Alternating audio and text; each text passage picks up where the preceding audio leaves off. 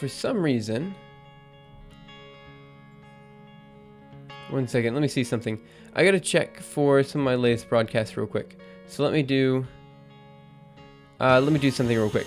So let me go to my channel, go to Video Manager, because I think I may not have space trees and stuff. Okay, never mind. We're good. Sorry about that. Okay, let me just do that intro one more time. I think... Okay, sorry about that. That was completely my bad. Here's what we just did. I had saw that there wasn't anyone watching, so I thought that, yeah. Hey man, what's up? I got a question for you. Did you just see any of the intro? I need to kind of know that for my own personal thing. Hey Frank, what's up? Because on my end it said I was streaming, but it looked like online that I wasn't. So if I wasn't streaming, I kind of need to know so I can redo the intro. Sorry about that, guys. That was kind of a mess. Oh, okay. So, okay, for the past 15 minutes, I've been streaming, but apparently it wasn't on Twitch, so I apologize for that. Frank, I don't know who has worked with Zamar, and sorry about that. Okay, so, but basically it was just the intro that I do every day. So maybe we can skip it, but here's the idea. We have a quad tree, like what I was saying before. Basically the idea here is that we have, we can split all the particles up, and, dang, that's unfortunate. We can split all the particles up into this tree right here, right? And this tree is basically created by consecutively dividing our space in halves, right? So we split it on half along the x, half along the y, half along the z, and then we go from there. And we continually do that over and over and over again until every single particle has its own box. Then we can basically do an n-body simulation of this guy by approximating. Why do you always stick with the old stuff, man? You need to innovate? Well, I mean, we're kind of... The way I see it is it takes a while to learn something, right? We got to get through something fully before we can say we, well, fully understand it. So... I don't know, I'm not really sticking to the old stuff. I mean, we've only been doing the simulation for like a week. So it's not that old. Anyway, so the idea then is that we can approximate particles that are in a clump as a single particle with a center of mass. And that's incredibly useful because then we can do, we can ignore a whole bunch of particle effects. And that means that we can take our n squared simulation and we can set it as an n log n simulation, which is a lot nicer. Okay. So now let's see, we have the 3D octree, which is the 3D equivalent of the quad tree that we had before. And let's go up a page. Okay, then I mentioned this. The reason we're allowed to physically do this is because the force of gravity is gmm over r squared. The r squared is what allows us to do this because that means the force tapers off, well, something like this. So the difference between these guys over here is much less significant than the difference between these guys over here. So as we get higher and higher, or closer and closer to the particles that we're approximating, we need to take into account that r more and more. Finally, the last thing to point out is that this approximation is created based on this threshold, which is a distance apart the particle is from the center of mass we're checking, and the radius of the center of mass that we're working with. So as this value kind of goes up and down, we can choose to ignore particle effects. So let's go to the next page. Yesterday we did this test where we took a giant object over here and we basically took a particle and we sent it across and we checked to see that its acceleration is what it should be. And it was. We saw an acceleration, a deceleration, then an acceleration again. So the idea was that the object went through the center of mass with a constant gravitational force, and then it went back. So we saw acceleration, deceleration on the edge of the planet, then acceleration again. What we need to do today to start things off is basically show the circular orbit of an object. And how do you know what a circular orbit is? Well, you basically balance the forces. Force is equal to gmm over r squared. Force centripetal is equal to mv squared over r. We do some cancellations and we find gm over r is equal to v squared. So we just set everything up, solving this equation, and we should be good. We should see a circular orbit from there, and then we'll see how things work. Um, again, I apologize. That was like a quick 5-minute introduction. Basically what happened, guys, not sure why, but OBS just didn't want to stream this morning or something like that. I'm not really sure what was going on there.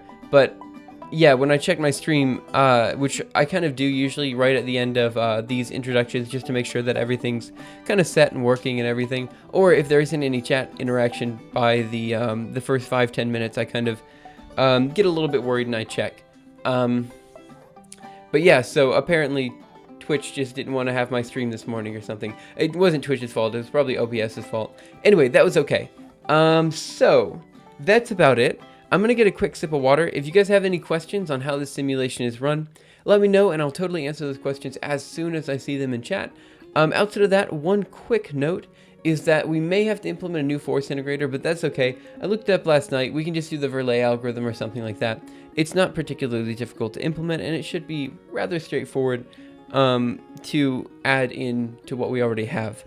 There was another note I had, but I kind of forgot what it was. Yep, gonna get some water.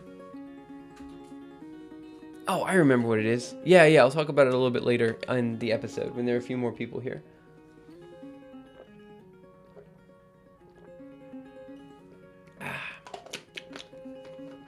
Yeah, I realize I go through a lot of these every day. Like, by 8 o'clock in the morning, I go through 2 liters of water. Just because, like, with all the talking on stream, I go through a lot of water. And then afterwards, I go to work out, go through a lot of water. So I don't know, lots of water. Okay, pop this over there, pop this over there. Go ahead and do CD Projects, Barnes Hut. Oh, sorry, Simuleos, and then Barnes Hut. And let's go over here, CD Projects, Simuleos, and Barnes Hut. Okay, so let's just go ahead and see what we have so far. If we make this code, make clean, and then we make, we get, let's see, a whole bunch of files. So let me ls here. We have all these Octree files, and here's what I want to do, guys. I want to go into the make file, and I actually want to remove, yeah, we could definitely do that. We'll see how much time we have. So by comparing the different algorithms, let me see, we can basically see which one is the best in terms of stability here. Now, one thing I want to point out is the RK4 algorithm should, in principle, be more stable. However, the Verlet algorithm should be faster. So, you know, we've got kind of a whole bunch of different things. So we're going to do RMRF here, objects, but I also want to do star.dat. So this will remove the data files every time we do make clean. And let me do ls. Good. And the reason I wanted to do that was just because no reason to have a whole bunch of unnecessary data files lying about. So let's make it again. Good. Okay. So that kind of worked. Now let's go ahead and open it up with new plot. Okay, let's do particle output of the first guy. So here is the first iteration of our code. We have a whole bunch of particles all kind of floating about. And as we move further and further, let's just go to I6. We see that they all kind of go into a clump, where all those purple particles very in the center there, those are all the particles that we started with. And then all these particles over here, those are all just particles that have come into the center of mass. And, well, basically just, how do I put this?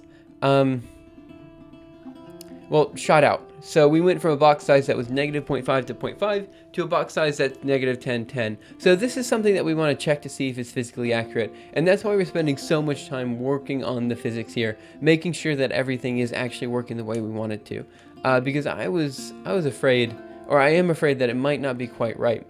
Frank, I have absolutely no idea. I don't even know if Gustron's here today. So, sorry, I can't help you with that. I don't know what it is either. We could look it up, I guess, but that might happen a little bit later. So, this is what we need to check. So let me go ahead and do Control D. Let's go over here to the Barnes Hut algorithm. Barnes Hut. Okay, so what? I always open up the binary. That's CBP. Gustron's not a bully. I don't know why you think he's a bully, but I don't know if he's here or not, no. So what we're going to do is a single particle. Okay? And what we're going to do is go down to the bottom here. He's not been a bully, man. He's super nice. So let's do vector, create random distribution, make octree. All those are fine. Checking if we're in the box. Again, fine. Making occ children. Sure, yeah. You know, you gotta continue your line somehow. Let's see, what do we do? Particle output. He doesn't pick on anyone. He's like super helpful. He's tried to help you more times than probably anyone else on this channel has. Okay, what am I looking for? I'm looking for here. Okay, so here's the RK search. The RK search algorithm goes through all of the particles. I think he made my drawing tablet work.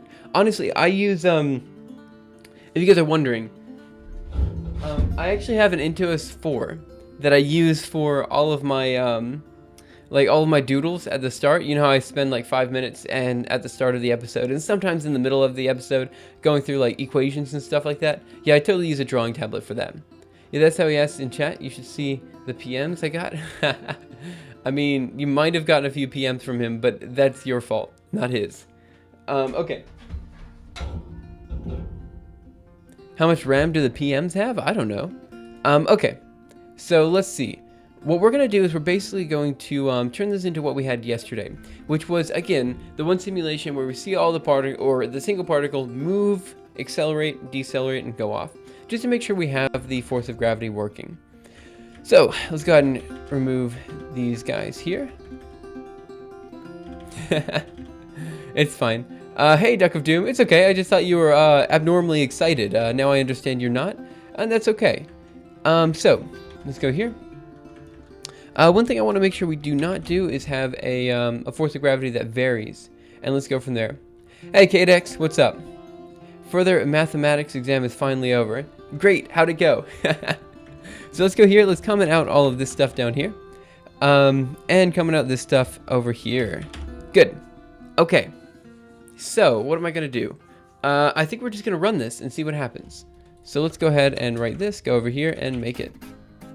So what this should do, unless I have completely forgotten what I'm doing with this simulation, is we should see a particle accelerating towards the origin, and then decelerating off the origin. So let's go ahead and do new plot. And let's just plot out .dat all of them. Okay, so here we see exactly what you would expect. We have the particle either starting here or ending here, but that doesn't matter. Starts here, accelerates down, decelerates over here.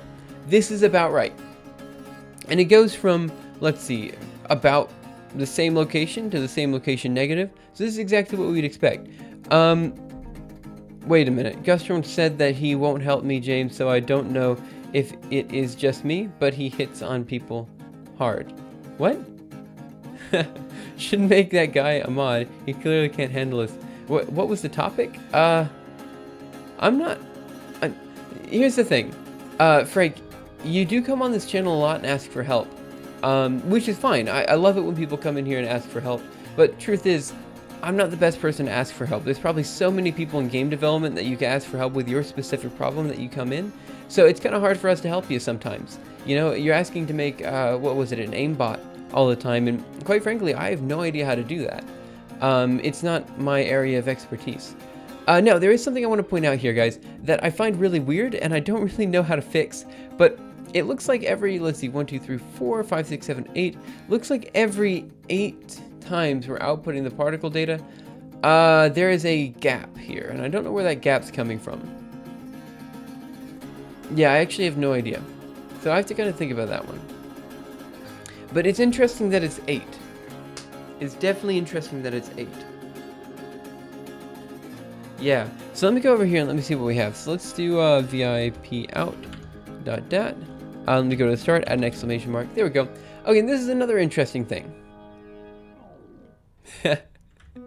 I don't know.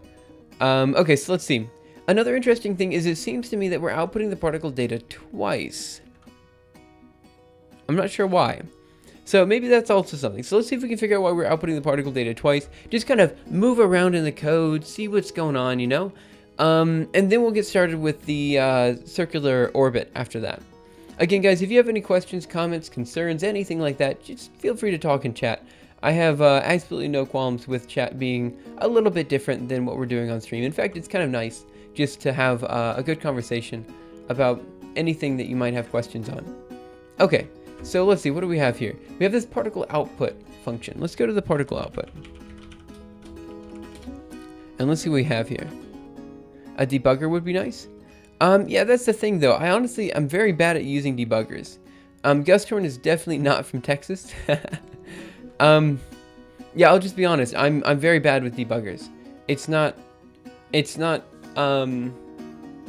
like anyone's fault but my own. I keep trying to learn GDB and like I keep forgetting. Maybe one day we just take an entire day just to learn a debugger, and that's all we do. Like maybe one weekend I go through and do that. But this problem itself I don't think isn't one that I can really solve very easily with a debugger. Maybe it is. And I'm just not confident, or I'm not sure how debuggers exactly work, but I know we can use them for a number of different things. Again, I'm very bad with them. So let's see, particle output. Looks like we're outputting exactly what we would expect. And let's see, if current, we return. Let me see. Sequences, series, convergence, infinitesimal calculus, differential equations, determining extrema and higher dimensions, and the king of them all, differentiating integrals with parameterized bounds. Leibniz all over the place. Honestly, that's some of, like, I'll be honest, physics math and math is different, and that kind of stuff is exactly what you do in, like, physics math. You know what I mean? So it's kind of nice to see it being done. Now, one thing I have to point out here, guys, this could be, let me see, this could be that an issue because we only have one particle. Maybe that's the issue here. And if that's the issue, well, there's not much we can do about it because we're only running with one particle for one round. Sorry about the yawn, guys. I guess we could start with 2 particles and we can see what happens, but I think this is fine. So if current pvec.size is equal to 1. Yeah, I think this is just because we didn't have to split the box any. I think that's probably it. If we go into the octree, it should be that the octree is always one big box. So let me go here, right and quit, go into splot, and I want to do octree. 1 second. Let me do a quick ls. Oh, interesting. We have pout.dat. But I'm not outputting the particle or the octree data. So let me go over here. Let me do octree output. Hey, I care. Thanks for coming in. Write this. Go over here. Control D, and let's make. I don't think you and Gus are match, James. He's super aggressive off stream. How does he act when I'm not around? I mean, he acts super nice, even when you're around. Let me see. Sounds like analysis 1 to me. That's what I did last year. What are you studying? If you're asking me, I'm actually kind of out of classes right now, and I'm just doing cold atomic physics research, so BECs and stuff. 1 second. Octree files doesn't exist. That's my bad. DD. And you guys are going to love this. Let me just go ahead and do this. Let me make it. Oh yeah, you guys are going to love this. Let me do an LS. 100 octree files. Okay. So let's just go through and let's plot one. So let's do new plot. Oh, cool. Computer science. And now let's do plot. I'm sorry, splot. And we want to do octree. Let's do 0.dat. That's not what I expected. Oh, with lines. I'm sure it's with lines. Okay, that's also not what I expected. Huh. So it had to split it up. Oh, I guess it had to split it up once. Okay, maybe that's fine. Sure. Let's check octree 99. 1 second, octree 99, like that. Yeah, okay, so the box doesn't change though, because we only have one particle. So I suppose it is splitting it up once, which then makes sense, right? So the idea is that we're outputting the root node, and then I forced it to split that up. So let's go here and let's see what we have. So let me go down to the let's see, divide octree, and let's just, what happens if I don't do divide octree? I guess I do it every time step, right? Let's try making this. Okay, now let's do new plot. Octree, yeah, so we have one big box. Fantastic. Okay, now let's check out pout.dat. Good, okay, so now we have exactly 1 per, and that's fine. However, I'll be honest. Hey, Screamer Chaotix. I will be totally and completely honest here, guys. It's okay to output particle data twice. It's just good to know now why it's doing that. And the reason being that, well, we split the root node up. And because we split the root node up, it sees the particle basically twice. And that's okay. Okay, good. So that mystery has been solved. 1 mystery down, 30 minutes in. We're doing good today, guys. Okay, doing well, I guess. Jeez, I need to learn English. People keep referring to Calculus 1 and 2 or Algebra 1 and 2. I find that quite odd. Is there a clean line between what's considered 1 and 2? I don't know for sure, but I know in my university, Calculus 1 was single variable calculus. Calculus 2 was, let me see, how do we put this? That was basically what Cadix just talked about a second ago. Sequences, series, convergence, infinitesimal calculus, that's all that kind of stuff. So it's like series and things like that. And then calculus 3 is multivariable calculus. So that's when you do like spherical coordinate integrals, stuff like that. Now there's a whole bunch of extra stuff in each of those simulations, or not simulations, each of those classes. But yeah, hey Gustorn, thanks for coming in. Okay, so what are we gonna do next? Well, let's go through and let's see if we can go ahead and start this guy with some sort of velocity that is equivalent to what we need. So for now, with series in Cal 1, okay, so what am I going to do? Well, let's go ahead and just do some quick calculations here. So what do we have? We have, let me see. We can basically start these guys off at any radius, and anything like that should be fine. So what is the radius of the Earth that I'm working with right now? Well, we know that, let's go down here. Let's just get the units to work out for now. So right now we have basically the force of gravity, which is 10, we're going to say. Okay, so that means that we have d, which is a distance, times inverse r. Okay, times 10. So what is inverse r? 1 over length c? Okay, so that's normalizing it. Good. So the idea here is that we have some sort of directionality towards the center of the circle, or sphere, in this case. Let me see, my calculus lecture did single and multivariable calculus in one go. Maybe. Again, I don't know what it's like in other universities. In fact, I don't even know what it's like in other universities in the United States. I just know that for me, we had 3 calculuses, and in Auburn, I could always refer to calculus 1, 2, and 3. And I think it's fairly common to have 3 different calculuses in the US. Because I remember I was speaking to a physics professor of mine here, and the idea, we were trying to talk about, so here's one problem with OIST, right? OIST is, you know, fantastic place, love being here, but it is interdisciplinary, which means in principle, you could have a biologist switching to physics, or a physicist switching to neuroscience, or something like that, which again is fantastic, but takes a lot of work on the students, so we're trying to alleviate that work. And the issue is that, like, there's a whole bunch of introductory material you need to get through to do physics. You've got your 3 calculuses, you've got calculuses. You have, let's see, differential equations, linear algebra, obviously E&M, thermo, mechanics, a few other courses, modern physics, I don't know, a bunch of other courses before you can finally start doing research at the level you need to, which would be an undergraduate researcher, you know? So once you get to that point, you can do, is it calculi? Is that actually what it is? Because I feel like that, I don't know, it doesn't matter.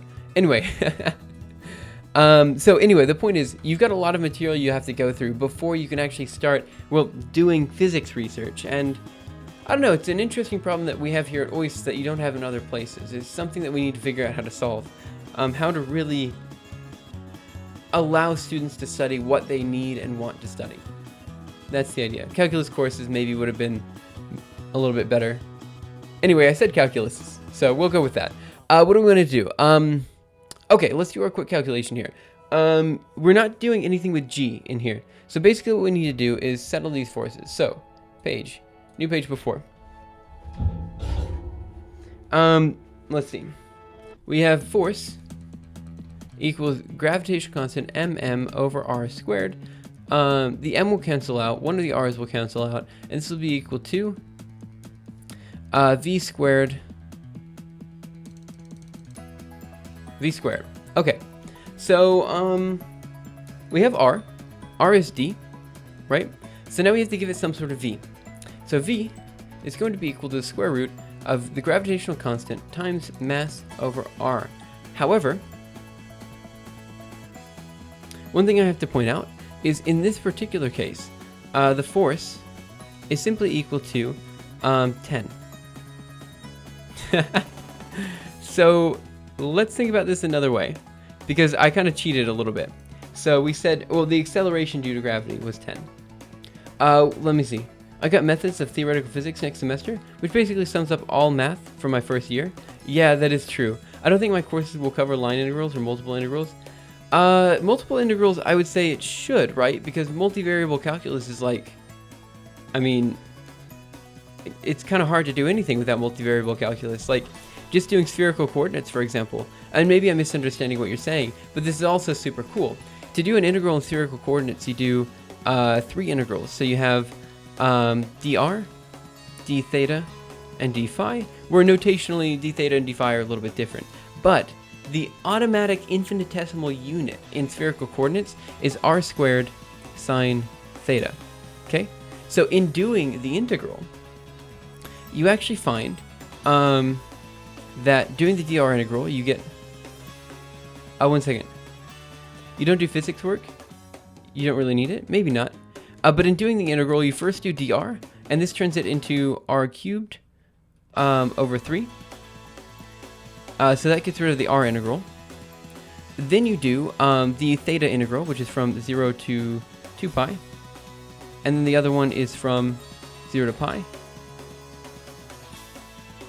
Isn't there a way to like derive pi with 3 integrals? Maybe, but this actually...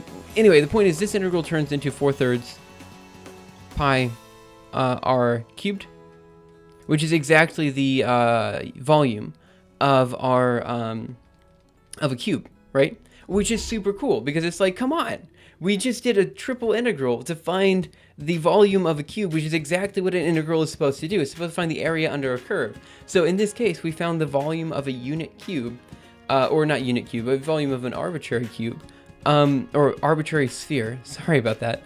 We found the volume of an arbitrary sphere by doing calculus, and it just follows from the calculus. It's one of those things that's just really beautiful. You're like, wow, these guys actually thought about what they were doing before, you know, like, I don't know, doing it.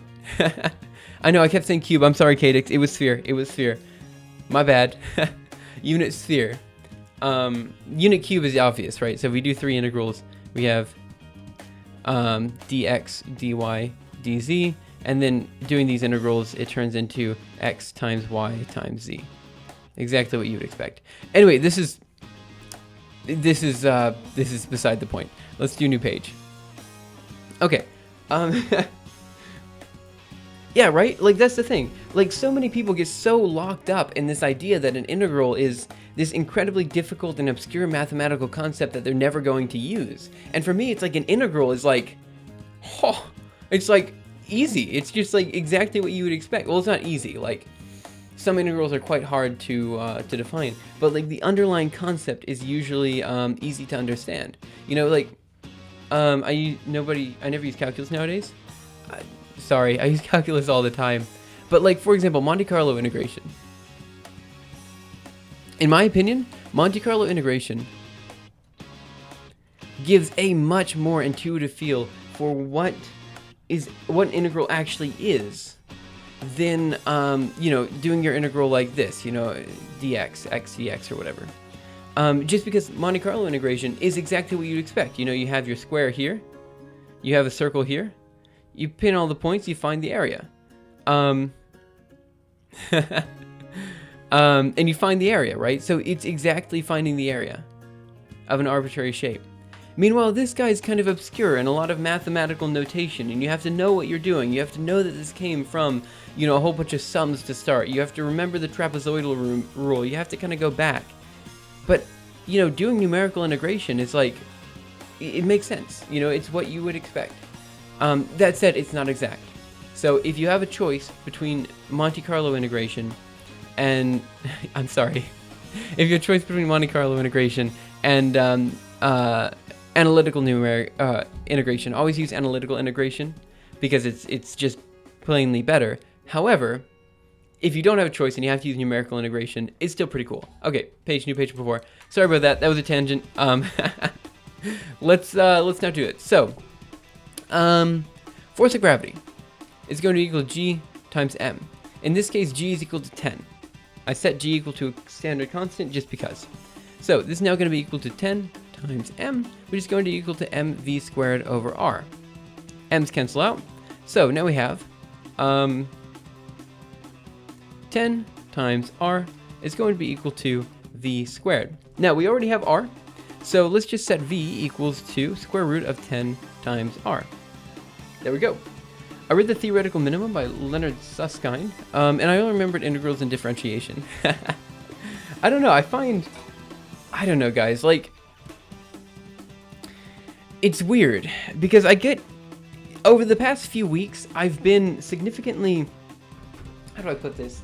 I've been a little bit relaxed in terms of how much physics I've been doing outside of work. You know, I've been doing my work, and then I get home, and I don't know what's been happening, but like my roommate's just been getting me to watch a whole bunch of like shows and things, and it's just kind of like, I don't know, it's not that I've been getting sad or anything, I've just been getting complacent.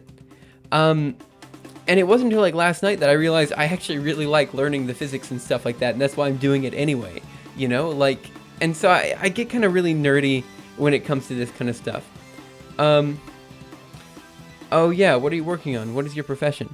I thought you were here before, Sky Blue Light. Sorry about that. Right now we are working on an n-dimensional simulator. Basically the idea here is that we have a whole bunch of particles. We are basically watching them move around. These particles could in principle be stars, which is what we're doing here with force, with the gravitational force, right? My actual profession, like what I'm doing, is I'm a graduate student at the Okinawa Institute of Science and Technology, studying cold atomic physics. If you got further questions, let me know. I'll totally try to answer those questions as soon as possible.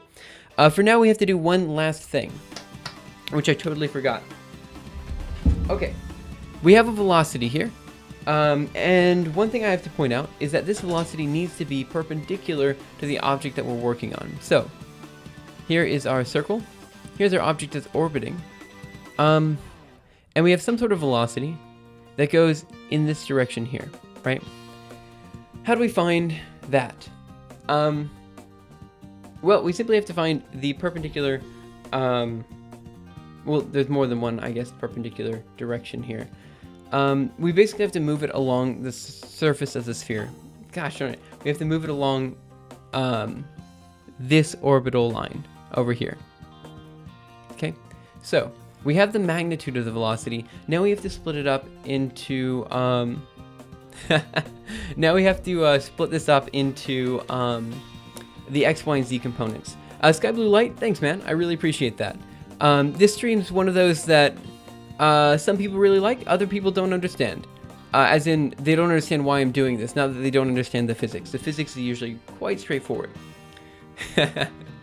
Yeah, some people do have multiple accounts, but that's for other reasons. Okay, so what are we going to do here? We have the magnitude of the velocity, so we're going to say the magnitude of the velocity is going to equal the square root of 10 times r. Okay, we have the direction of r, so r is going to be equal to, you know, something in x, y, and z hat. So r hat is going to be equal to, oh gosh, I don't actually know how to do this right now. I have to think about it. Well, I'm glad you like it, man. Okay. So r hat is going to be equal to some constant times x hat, some constant times y hat, and some constant times z hat. Okay? So let me think here. I'm sure there's enough viewers that don't understand a thing here. It's not that kind of programming stream. typical Uni 3D or Game Maker guy would understand. I think that's probably true too. But I do, and here's the thing, guys. If you think, hey, the Mad Dave, thanks for coming in. If you guys think, by the way, that I'm not covering something in detail enough, if I'm not explaining things well enough, it could be two things. One, I might not understand it myself, which means it's a good idea to ask about it, because then I can further describe it. Or it could be that I'm doing a bad job explaining things. Again, it's 5 in the morning when I start the stream from at my time, so I could be groggy. There could be a number of things here. So if I say something that doesn't make sense, please call me out on it. Like, this is why I'm here with chat interaction, not just doing it on my own. You know, like, people, especially Gustorn and Zadiston and, you know, a whole bunch of people here always ask questions. So we'll go from there. Again, I apologize. This is just general notes. I've been speaking too much. Okay. What do we want to do? We need to split this guy up into X, Y, and Z that's perpendicular to this guy. So how do we know that it's perpendicular? Well, let's just kind of do this and that. 1 second. If we have a vector here, and we need to find a perpendicular vector here. Hey, live Twitch. From Game Engineer's perspective. Fair enough. Okay. So we have to find a perpendicular vector here. Now, let me think here. How do we know it's perpendicular? I know there's general equations to find things that are perpendicular, but well, I guess that's fine. Let me think, guys. I can't seem to remember this right now. Okay, so we know with two orthogonal vectors, orthogonal being perpendicular, yeah, we can't just rotate it with 90 degrees. Yeah. Is that all we need to do? Let's see, we have some sort of vector here. How would we do the rotation then? So we'd basically multiply it by some sort of rotation matrix, I suppose. And then that would rotate it by 90 degrees. Yeah, we could do it that way. Looking for a cross product? That would do it too, because, let me see. R cross, a dot product. Yeah, I guess you could do it with dot product too. I feel like the dot and cross product, let me think. So if we have, well, yeah, but the dot product would be, yeah, we could find a way with both a dot and a cross product. So let me see. We would say that R, just for the record, R cross, let's say A cross B is going to be equal to magnitude of A times the magnitude of B, wait a minute, sine theta. Is that right? 1 second. Yeah, I think that's what he meant. Oh,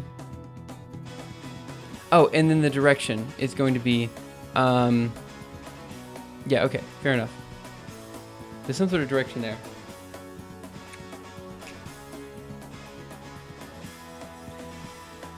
Gosh, I feel like an idiot. So let me think here. If we have that sine theta, which is equal to 90 degrees, I think what we should do instead is just a rotation matrix. I think that should do it, right? So we just multiply it by the rotation matrix with a sine, or with the theta as 90 degrees, and that should do it. Isn't it cosine for dot product? Dot product would be AB cosine. Yeah. There's like a something hat over here. And then A dot B is going to be magnitude of A times the magnitude of B cosine theta. But this is a scalar. Let me think. You'll get sine as well.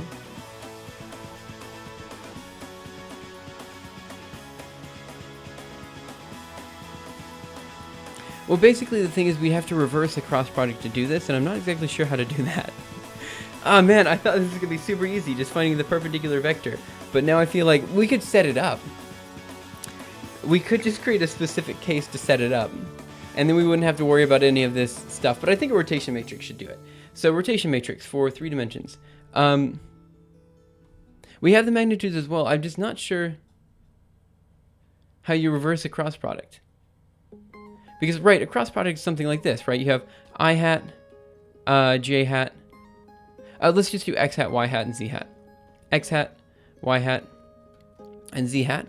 And then you have x naught, y naught, z naught, x1, y1, z1. And then you just perform the cross product.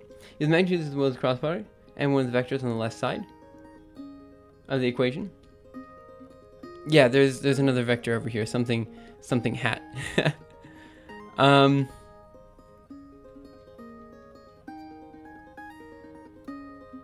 I guess it's just an equation to solve after all. But anyway, let's just do this.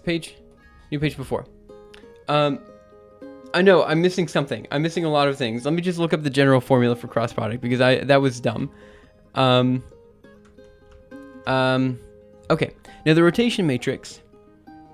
Let me think. We want a three-dimensional rotation matrix, and we want to rotate it by 90 degrees.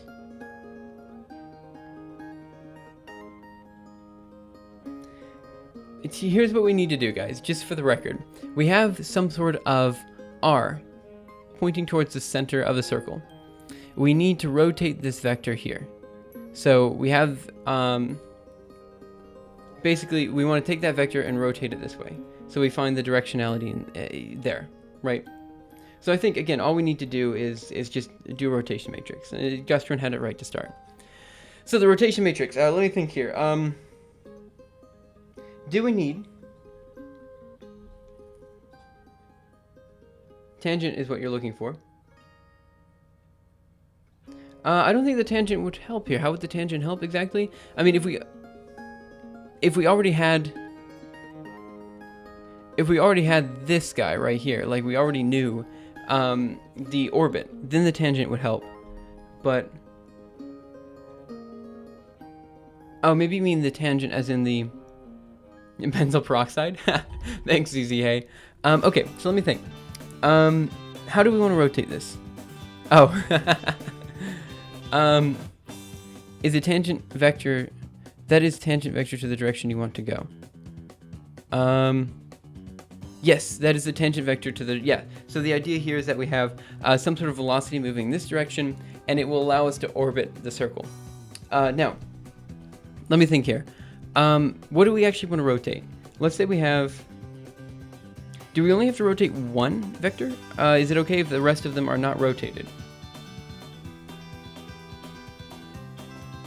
Tangent vector to the direction you want to go? I guess I can look that up. We'll see what happens. 1 second. Said look up tangent vector.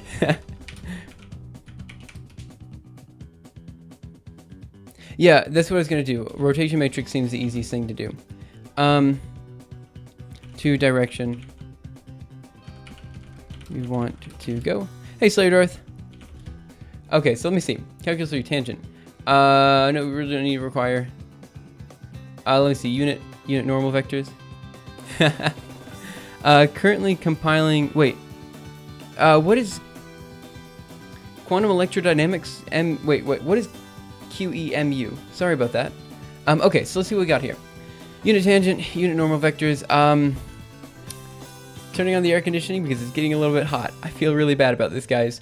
I should have known this is gonna come up. When I was thinking about it last night, didn't even phase me.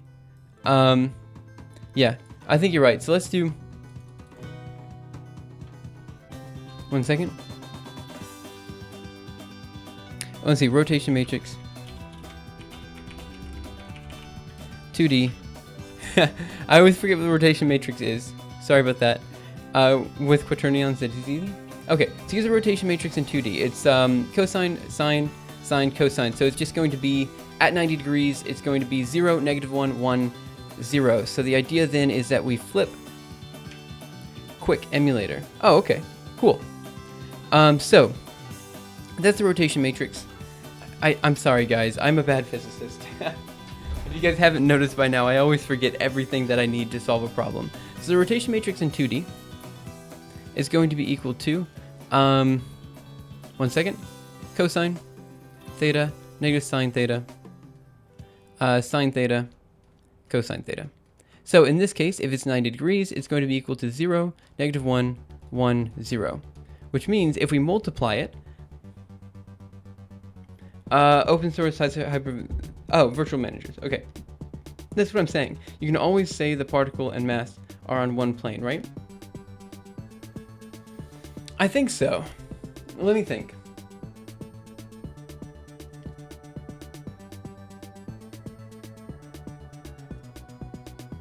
So, you'd have to do a quick... you'd have to do a transformation. You know what, guys? I'm doing this so wrong. In order to visualize this, we just need to do a quick test case, which we know will work. We just give the particle an actual location, and then give the velocity in the other direction. Like, all I'm saying is if we start the particle off, if we start the particle off here, and it goes to here, and we just start it off along an axis here, then we just give it the velocity up, we say the radius is in here, and we're set. No problem. But yeah, you're right, it's negative x, y in 2D, but let me see rotation matrix in 3D because we need to do that. Because I'm not sure what the rotation matrix looks like in 3D, sorry about that. Rotation matrix 3D. It's probably super simple. 3D space. 1 second. Here it is, basic rotations. A basic rotation called an elemental rotation is a rotation about one of the axes of a coordinate system. I don't need to do that. Why not? Let me think. Follow 3 basic rotation matrices.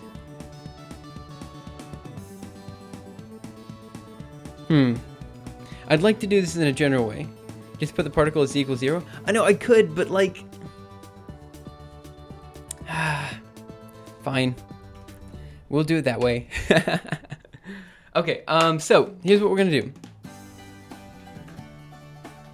No, I know, that's what I was saying just a second ago. If we align it to an axis, this is actually a super easy problem. However, I wanted to... Sorry, guys. I wanted to look it up anyway. So what are we going to do? Let me go through and let's go into the... Yeah, it's fine. Okay, so let's do it this way. But see, now it's bugging me, right? Like, I want to do the... It's okay, let's do it. It's just a test. I'm wasting too much time talking about it. Okay, so vector, octree file name. Where do we put the vector in? Here it is. Particle pvec, random distribution. Here's what I want to do.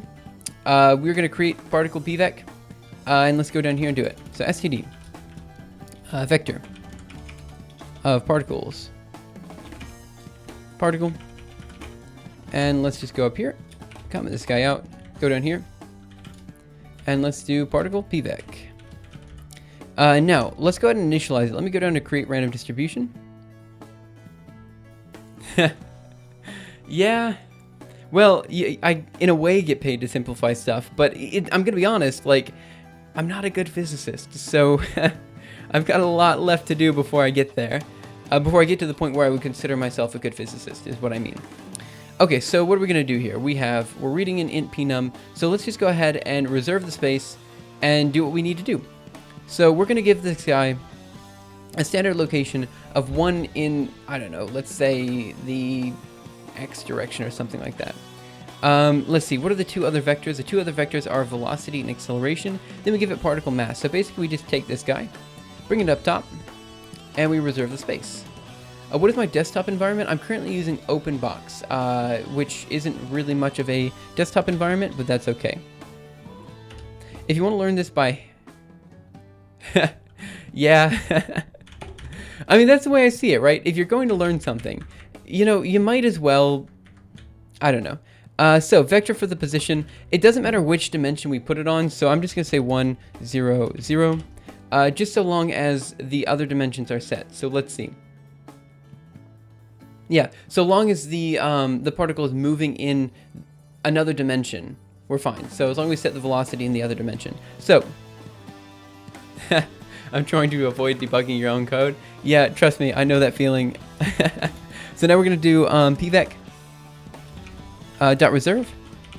And I'm only reserving 1, so maybe this isn't that efficient, but that's okay. I also get paid to blame errors of measurement. I mean, I'm a theorist, so I get paid to blame actually experimentalists in general. Okay, pvec dot reserve. Let's just see what happens if we go ahead and run this. Right, this go over here, Control D, make. Now let's go ahead and go to new plot and plot what we have so far. Oh, that was the wrong. Let's go here. I want to do splot p out dot dat. Okay, so we see the particle moving one direction. Woo. Okay, so now let's go ahead and give it some sort of velocity and some sort of direction. So where do we want to do that? Let's do that in, I mean, we already have the velocity we need to give it, right? It's going to be 10 times r, square root of 10 times r. So let's just go ahead and give it to that. So the second vector here is going to be 0, then square root of 10, 0. Let's go here, Control D, make. Hopefully that was the velocity, not the acceleration. Splot out dot dat. Okay, so here we see that we need more time steps. So what are we going to do? Let's go to... It's not the fault of the perfectly good theory if some peasants can't get it to work in practice. I'll be honest, there are some theorists who think that. Luckily, our group does a good bit of work with a large number of experimentalists, so we don't typically see things that way, but there are definitely some people who do. Okay, so I gave this guy 10 times as many time steps. Should take, I don't know, like 7 seconds to run? No way that was 7 seconds. That seemed like much longer than 7 seconds. Anyway, let's go ahead and splot it. Look at that, guys. It almost looks right. Huh. I can't tell if it's slowly going in or slowly going out. Okay. It's almost a circle. Let me see. I believe I'm someone who only deals with does it look believable to an average gamer? To an average gamer, this would look fine, I think. Okay, one thing I want to point out. Since it's 6 o'clock in the morning, let me just throw something your way. I want to hear you guys' opinion. What I think I'm going to do for this weekend, because there's a super cool thing I just found out about. Like, it blew my mind when I found this out. Octrees are used all the time for color quantization. Do you guys know what color quantization is? It's like taking an image that has maybe 256 colors in it and dropping it down to like 8 colors or something like that. It's great for storage and things like that, but octrees are used all the time for that. And I was thinking about it. This simulation still has a good bit of time left in it before we're done, you know? And there's a whole bunch of things I want to study and things like that. And so what I want to do, what I'm thinking about doing, is taking this weekend off and working on the color quantization, because honestly we have everything we need to do the color quantization. It's literally just a matter of changing X, Y, and Z into RGB, so we have R in one direction, G in another direction, B in another direction, turning it into an octree, and then basically using the internal nodes instead of the external nodes, and we're done. We're completely done. Like, that's all you have to do.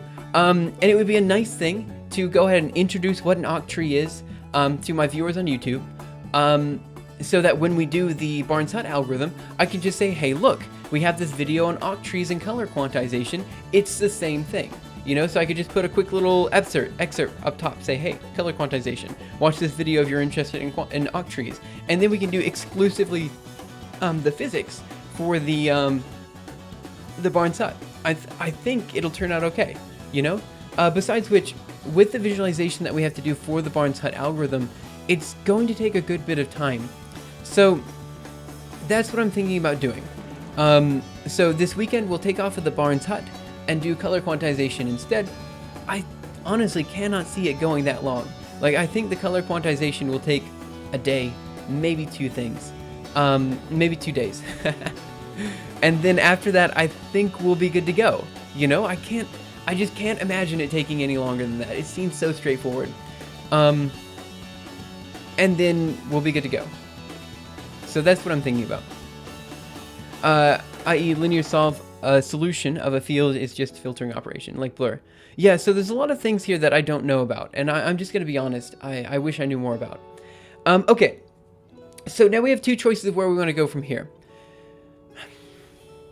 A couple of things that are wrong about this plot that I need to kind of figure out. First, that I still don't fully understand. I know it's going to take like a week or something like that, but it's fine, it's fine. I'm gonna basically try to pump out a video maybe this weekend or next weekend. I've got some ideas of how I want the video to go. I think it'll be good. Okay, so here's the thing. We're losing something. I don't know exactly what we're losing, but we're losing something. And I'm not exactly sure why. Why did I expect it to be a circle? Gustorn. It should have been a circle because we gave it a circular orbit. Yes, we gave it a circular orbit. So we said we would balance the centripetal force with the gravitational force. And that should be exactly a circular orbit. This is not quite a circular orbit. It's kind of zooming further and further out, actually. With a mass in the center, it should be an orbit. Yes, so what we did is we gave it a... Here, this is what we did.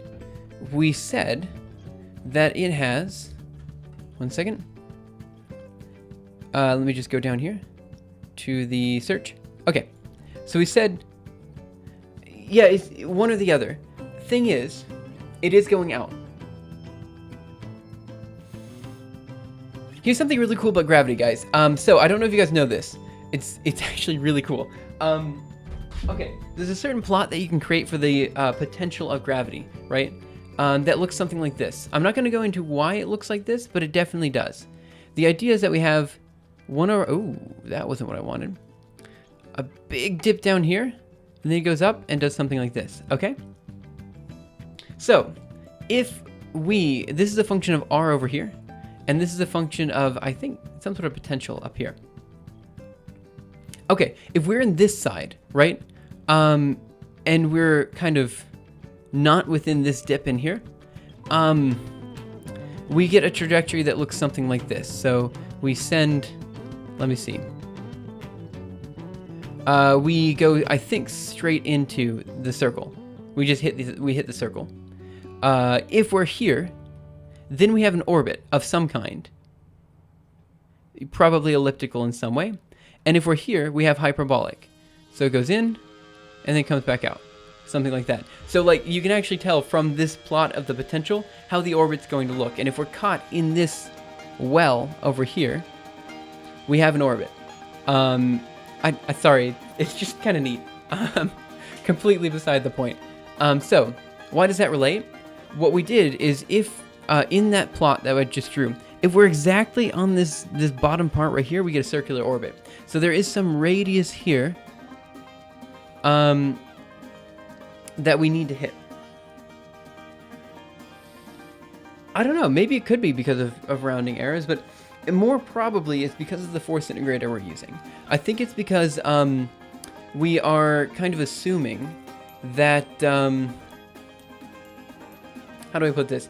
We're kind of assuming that we're moving in discrete time steps. So I think we kind of, like, we're assuming that the acceleration is constant, which is not exactly in the entire, how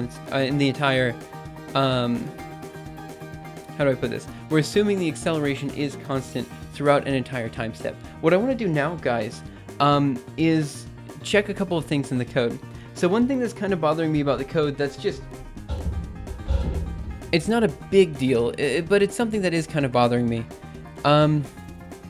When I zoom in on this guy, make it a little bit bigger, pretend it's square, it only outputs 8, then we have a pause, then it outputs 8 again, we have a pause, outputs 8 again, we have a pause. We're not outputting the 9th, ever. You see what I'm saying? Like there's this break. And I'm not I'm not sure exactly why there's a break. The other thing I wanted to do, since we're kind of here, and we might as well, I want to introduce the Verlet algorithm instead of the RK4 algorithm, and I want to see if that maybe helps things out a little bit. We'll see. I mean, what's the worst that could happen? If it doesn't help, it doesn't help. But maybe that solves the problem. And if it's more physical with the Verlet algorithm instead of RK4, I'm fairly confident in saying that the Verlet algorithm should be faster than RK4. So we might as well use it. You see what I'm saying? So we'll kind of do that in just a second.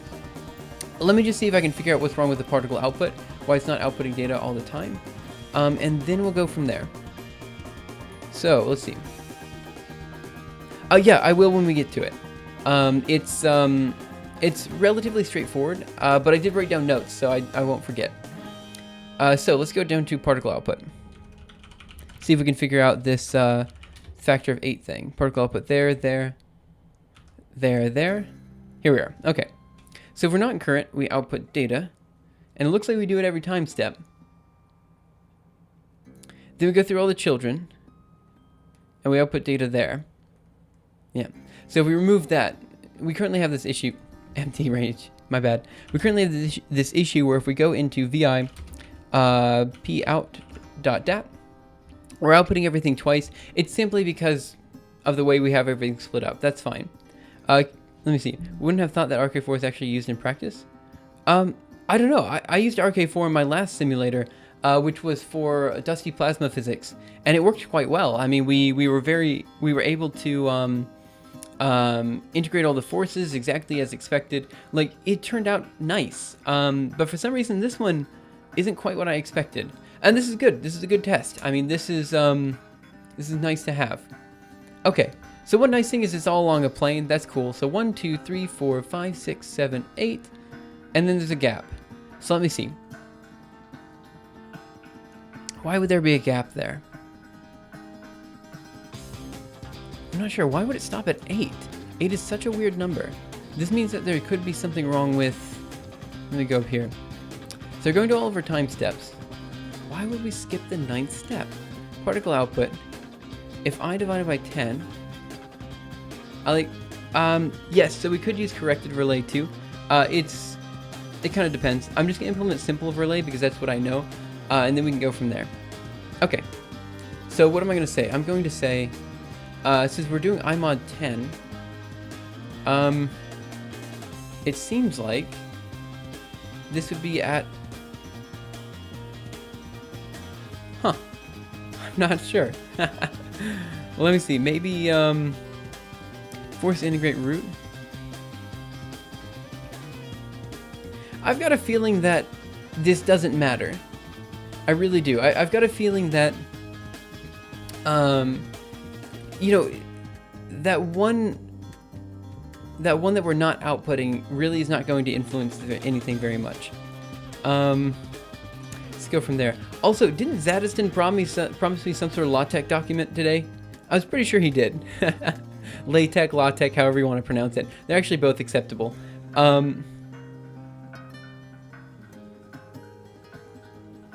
No, it doesn't. Yeah. So let's go through...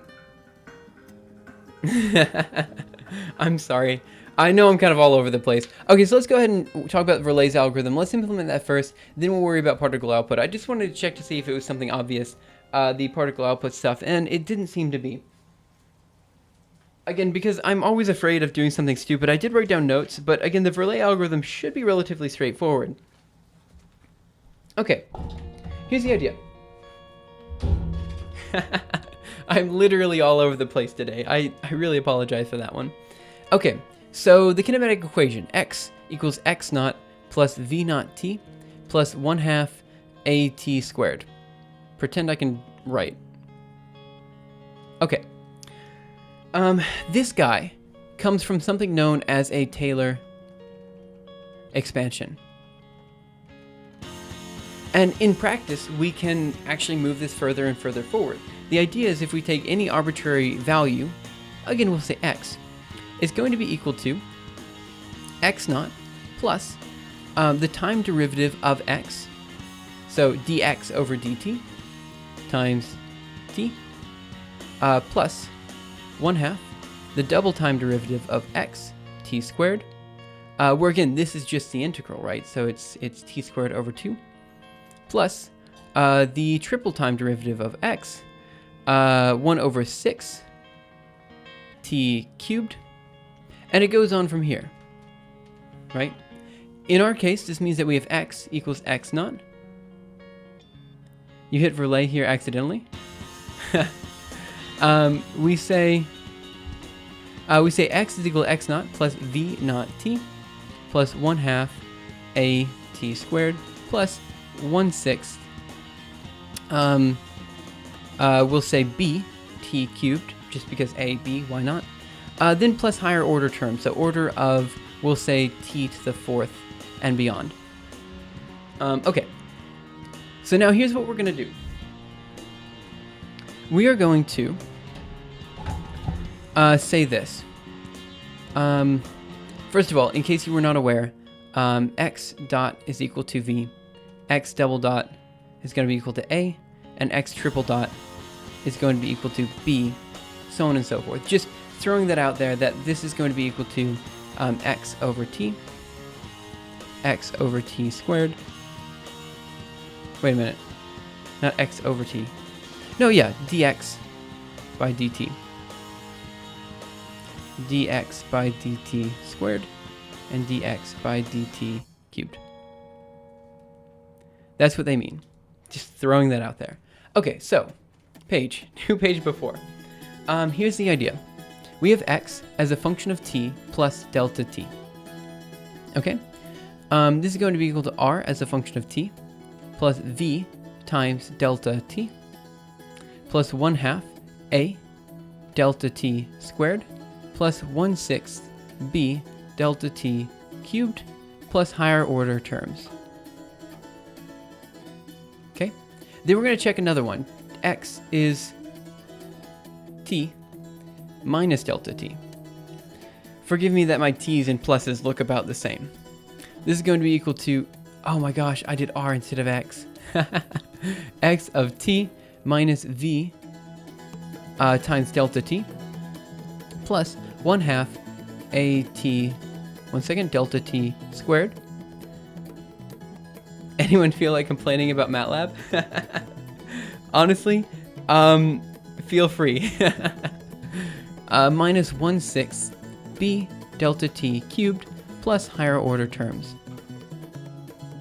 Okay? So what did I just do? Basically what I did is I said, well, here we're minusing delta t, so this term and this term are basically opposite sign. This term and this term are opposite sign. So now let's add the two together, and we get x of t plus delta t is going to be equal to 2 times x of t.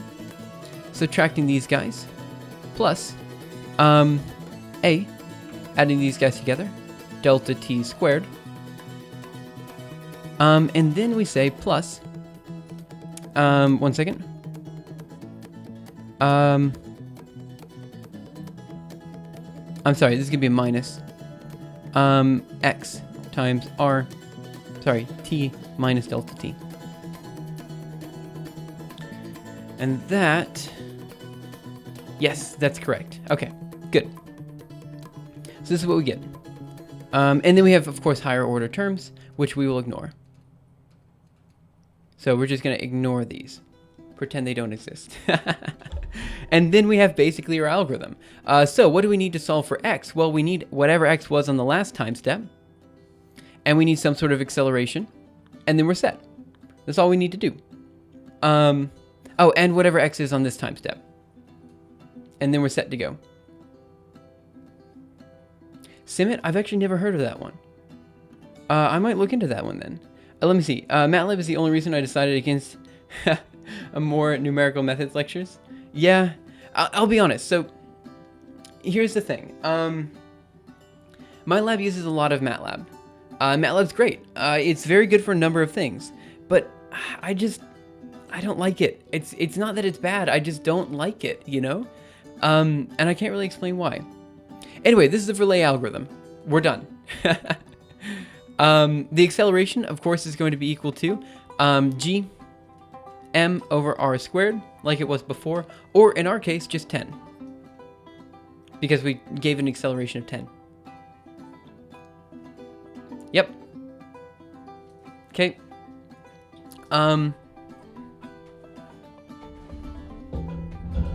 It's obvious that this is easier than RK4, open link, but there are definitely more complicated ways to do it. Now, I'll be honest, guys, when you're reading this article right here, it's actually a little bit harder to follow than you might expect, and there's a whole bunch of, like, the mathematical notation is not the easiest. There was another one that I found. Let me see, Verlet in algorithm, maybe, that's what I looked at. This guy did exactly what I just did. So, there we go. Okay, So now that we have all that out... Oh, sorry about that, guys. I hit the microphone. That probably sounded really loud and annoying. My bad. Okay. So, let's do it. We already have the acceleration for all the particles. So I guess all we need to do is go down here and implement Verlet instead of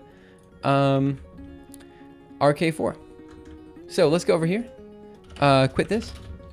Control D, VI, bar and sut. Dot H. Let's go down to the bottom. What do we have? Traverse post order, RK4. Okay, let's go here. Simple implementation of Verlet algorithm as a test against RK4. Okay, so we're gonna say void Verlet. Here we go. Let me see. Yeah, you did the straightforward, not the mathematical way. Yeah. Let me see. They made me write a tic-tac-toe game in MATLAB in that one lecture. The pains I suffer from MATLAB's GUI pipeline. I don't know much about it. I know circular bread was a new programming language that makes it easy to compute on sparse systems using linear algebra. Let me just Google Simit real quick. Yep, definitely a circular bread. Let me see. Good. So I'll take a look at that later. It's on my list. So we need to do particle, part, and then we do double dt. Yep, that should be it, I think. Now let me think here. In this case, we have to take into account one extra position. It is C++, basically C. Okay, so now what we have to do is keep into account an extra position here. So what I'm going to do, guys, what we're gonna have to do here, we're going to have to cheat a little bit in keeping track of a previous location. Now, in order to do that, we definitely need to keep track of the acceleration, but the Verlet algorithm means that we don't have to take into account the velocity. So, here's what I'm going to do. This is a way that I can kind of cheat, and I can say, okay, well, let's just keep in x previous here, so p, and then we're going to say, let's go just add another one here, p previous. Or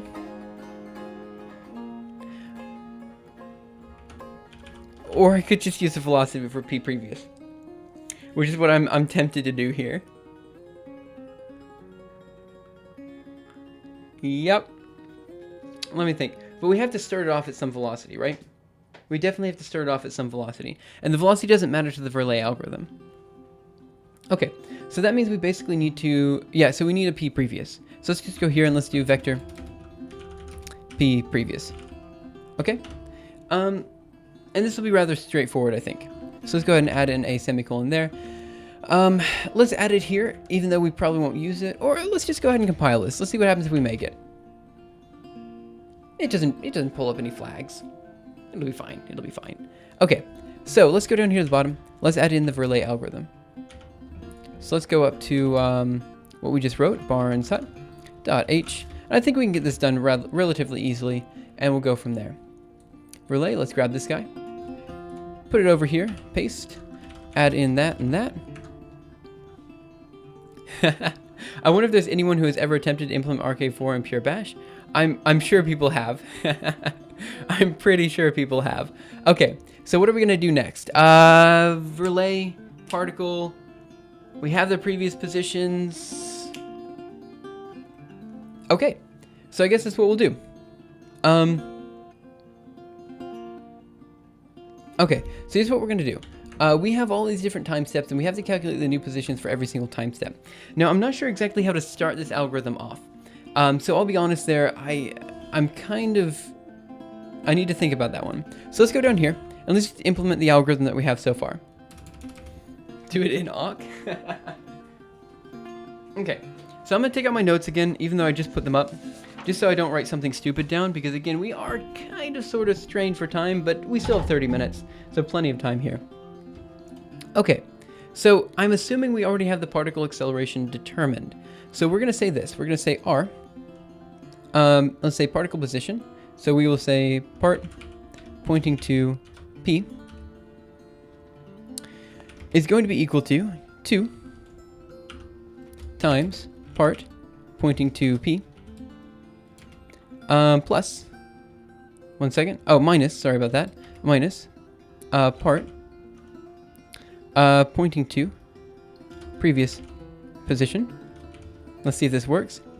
The thing is bash itself, but remember there's probably a Chinese guy who already did it 100 years ago, before computers existed. Think about bash itself, doesn't do floating point math, so you still have to call BC, yeah. Yeah, fair enough. Okay, so what are we gonna do here? Previous P, what else did we say? We also needed to do the acceleration. So then we're gonna say, I think it's plus part pointing to acceleration times dt. What is our dt here? Oh, we're reading it in. Fantastic. Is this it?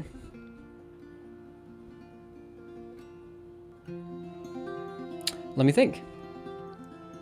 That...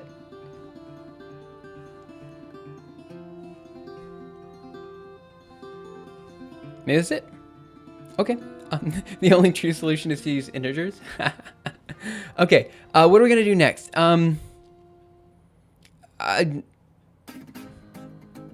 Okay. So now what we need to do is next. Let's go up here. Okay.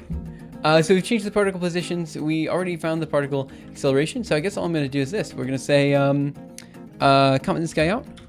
Go here and say relay. Let's do root pointing to pvec of I. And then we do dt. Okay. So what I want to do is manually calculate out where the particle would be. I like that you called it simple implementation. Okay, so now we have the relay algorithm in there. The one thing we have to calculate beforehand is the previous position. So let's go ahead and do that. What I'm going to assume to start is that the previous position is simply going to be equal to whatever the velocity is supposed to be.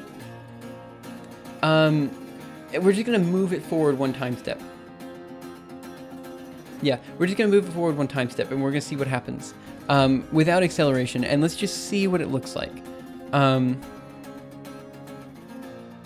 So where are we? Let's go up here. Here we are, and place back here. And then I want to say pvec. Let's say vec, pointing to previous position, is going to be equal to, where is our, oh wait, this is the wrong location. My bad. Let's go up here. Here we are, in place back here. Now we're going to say pvec. Pointing to previous position. Oh, I suppose pvec of 0, pointing to previous position. It's going to be equal to vector of, and it should be 0.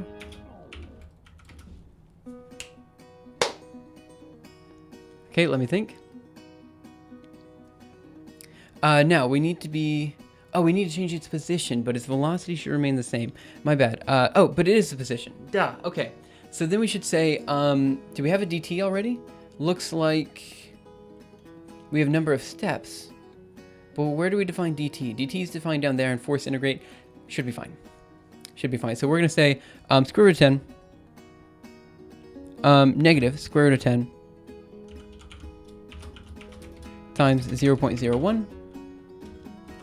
0. All right, let's go ahead and go over here, right, and quit, make. Oh, good, everything's broken. Okay, so let's see. As a non-pointer type, struct node has no member pvec.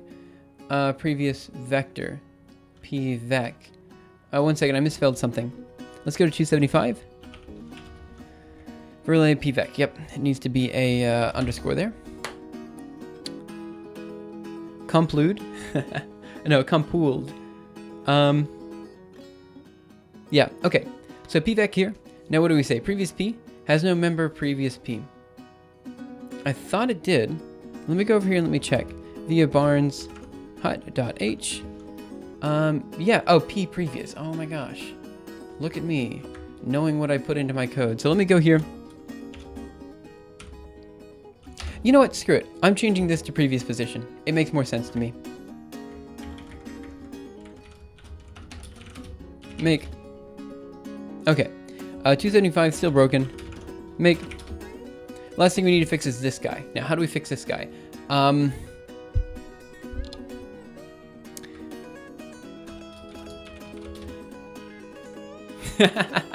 No idea. So we reserved one. We pushed everything back, or M-placed it back. Sorry about that. Now, let me think. What do we do here? PVEC 0, previous position. Maybe it needs to be a dot? I don't think it needs to be a dot because it's a pointer. But I've been screwing up with dots and arrows up to this point. Maybe it worked. It's a dot. That's it. That's what we needed. Okay, give it a second to run. Last time it took about 7 seconds to run, I believe. It took about the same amount of time, which is weird to me. It says that the RK4 algorithm was not at all hindering the speed. That's okay. Let's go into new plot. And now we'll do out.dat. Uh-huh. Okay, that's not right. Wait a minute.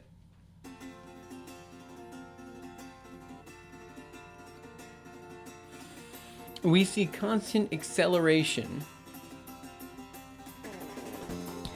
And now our box went from 0.5, 0.5 to 5 times 10 to the 300th and 6 times 10 to the 229th. But on the uphand, we're still in the appropriate box in the Z direction. Yeah, that's, yeah, shoot. That's 5 times 10 to the 300th, 6 times 10 to the 300th.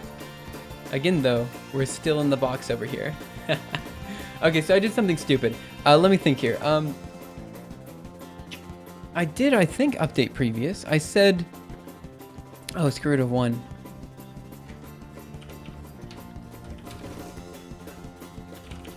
See, the thing is, the relay algorithm doesn't care about velocity, right? And we need to start it out at some given velocity to do what we need it to do. So let me see. Let's go into new plot. Plot? Okay, this did the same thing. Let's just plot the first couple guys. So let's do I-10. 1 second. Updating previous. Okay, there was a bug in my implementation, but hovered around 140 bytes. I thought the relay algorithm would be super simple to implement. Let's go through here and let's see, what did I do? It should be particle position is equal to whatever it is currently. Sure. Minus the particle previous position. Yes, that should be right. 1 time step behind. Good. Oh, I forgot to update. You're totally right, Happy Little Rat. My bad. So now we're gonna say, shoot. Vector temp is going to be equal to particle pointing to position. And then we're going to do that. Then we're going to go down here and we're going to say particle. Yes, particle pointing to previous position is going to be equal to temp.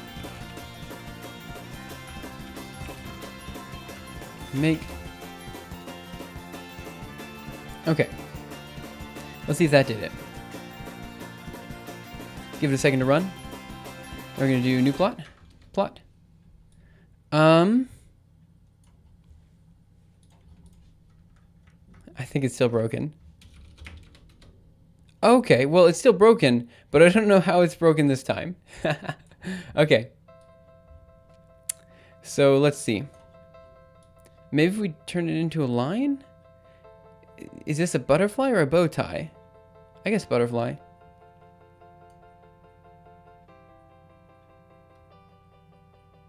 Why would this happen?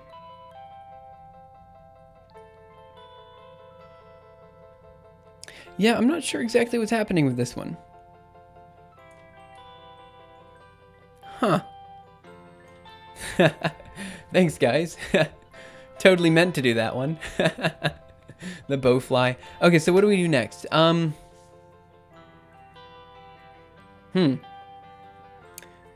Okay. So we have the temporary particle position. Let me just plot this with lines. With lines. Oh.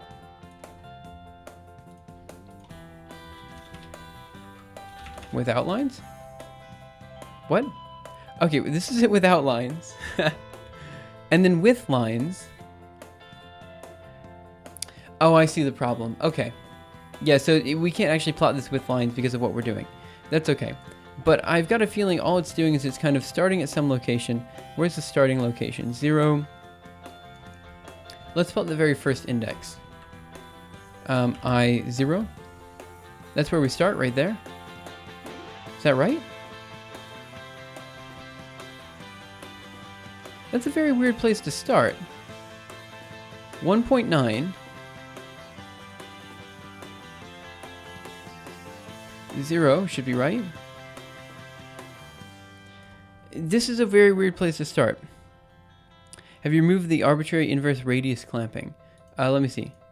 Well, kind of, except that it's not. I think it is oscillating. I think that is what's happening because if you take a look at these guys, here, you see that we see clear deceleration over here at the edges. Yeah, I realize it shouldn't look like that. So let me go through and let's see what we got. The first particle is not actually starting where I expected it to start, I0. Yeah, it should be starting at 1 in one direction, but for some reason it's not. So let's go up here to the top. I don't think we can blame errors in measurement here. Let me go to main. Oh, we're already at main. Fantastic. Okay, so the position should be 1.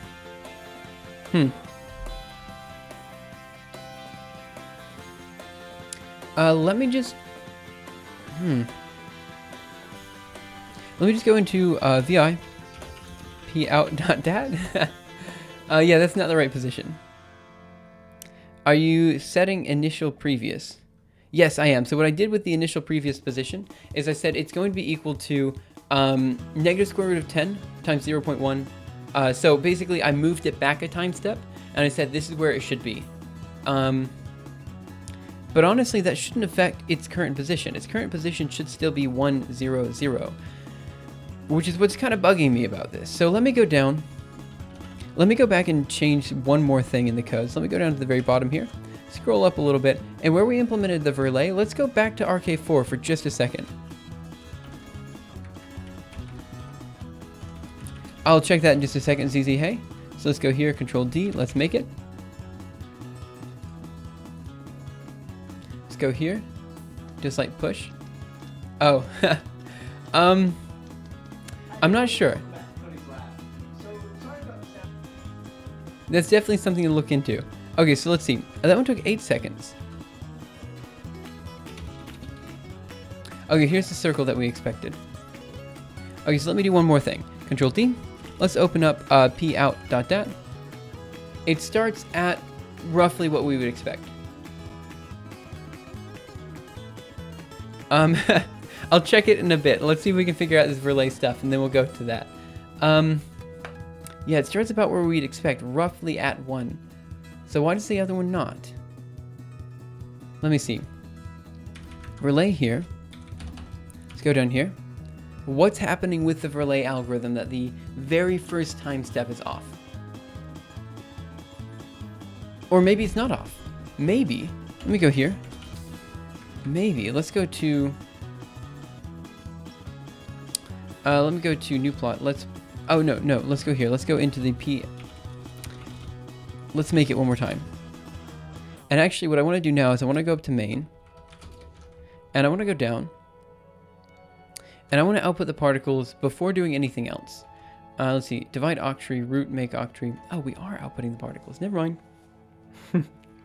Okay. So, pvec, make octree 1000.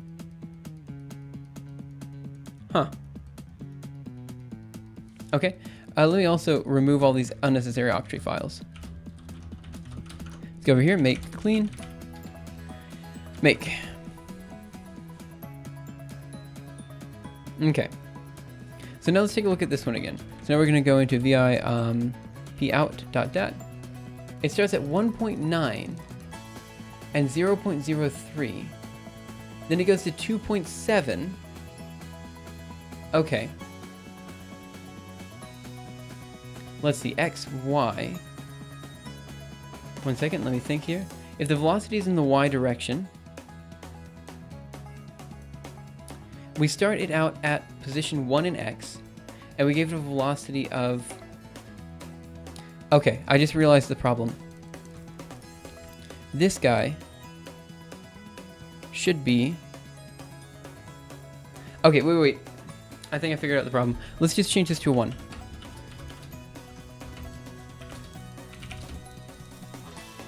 Did I write that? Oh, I hope I wrote that. Let's see what happens if we do new plot. Plot pout.dat. That didn't help. That didn't help at all. Now it's like some sort of weird eyeball. Let's take a look at the positions. Control D. VIP out.dat. Okay, it starts at 0.9 and goes to 0.03. So that's the very first time step. That's about what you would expect for the first time step. Right? Because it's 1 in X and basically 0 in Y. Basically 1 in X. It's off a little bit. Huh. Okay. So, then we say the next time step. You never output the first time step if I mod 0 is false for I equals 0.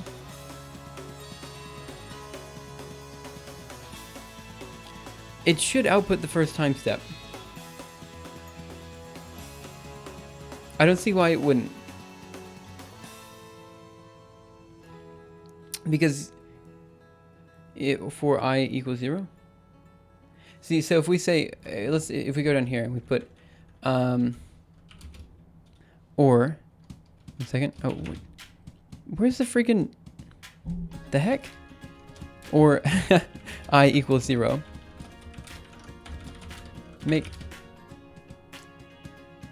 It should output the same thing it did before. Oh, okay, never mind, you're right, Gastron, I was wrong. I thought 0 mod... Oh, I guess you're right, maybe. No, 0 mod 10. Whatever, it doesn't matter. That's fine. Oh, no, I don't want to close it. We're fine. Let me see. The video he's trying to demonstrate the force from light bouncing off the mirror using a DIY setup. If you can do it, it's great. He definitely got some result, but I don't know if it was the actual result he intended. Yeah, okay, my bad. I always thought that it output the first time step for some reason. Okay, so now let's do, let's take a look at that one. Let's go into a new plot with a T. It's obviously the same thing we had before.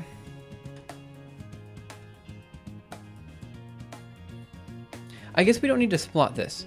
Let's just do regular old plot. There we go. Okay, this is what we got. So where do we start? We start at 1. 0. In here. So we start like somewhere in here. Let me see. Anything other than 0 implicitly covers true? Yeah, thanks for that. For some reason I didn't know that. Invictus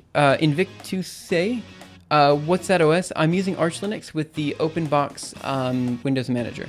So I have a little bit of tiling that I kind of put in myself, but it's basically that. Okay, so what's interesting about this, guys, is that we're starting, the very first time step we're starting at is 1 in the X direction. Oh, sorry, 0 in the X direction and 1 in the Y direction. So we're starting here.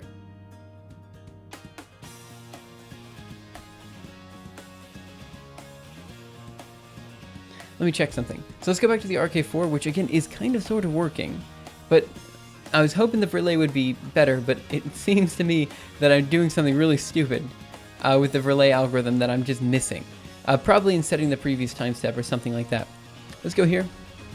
Let's go there. Write this, go over here, Control D, and let's make that. Okay, now we're gonna run new plot. Out.dat. Okay. Draw a few dots. Sure. So let's see. The particle that we're starting at is 1, 0. So we're starting here. And then it rotates out and spirals out from there. Again, there's a few bugs that I need to figure out. The first one being that for some reason we only output every 8 steps and then we ignore the 9th. Again, I'm not sure exactly why, but a few things like that.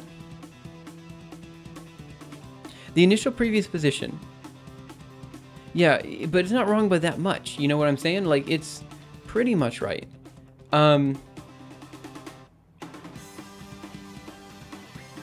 Okay, so let's change that then. Let's do the Verlet again. Here. What I want to do is actually decrease the time step.